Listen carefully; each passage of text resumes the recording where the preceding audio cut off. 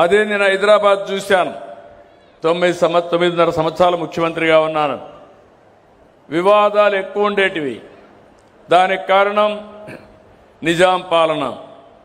అక్కడ నిజాం ఏం చేసేవాడంటే ఒకే భూమికి 10 మందికి పట్టాలు ఇచ్చేవాడు. ఆ 10 మంది ఆ భూమి చుట్టూరు తిరుగుతూ ఉండేవాళ్ళు.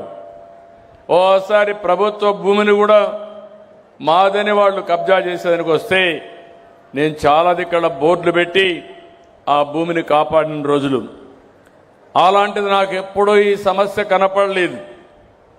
2024 నేను ముఖ్యమంత్రి అయిన తర్వాత ప్రతిపక్షంలో ఉన్నప్పుడు కూడా చూశాను. మీరందరూ గుర్తుపెట్టుకోవాలి, ఒక దుర్మార్గమైన పాలన వస్తే విధ్వంసం చేయడమే కాకుండా మీ జీవితాల్లో ఏ విధంగా సమస్యలు సృష్టిస్తారో ప్రతి ఒక్కరూ గుర్తుపెట్టుకోవాల్సిన అవసరం ఉంది.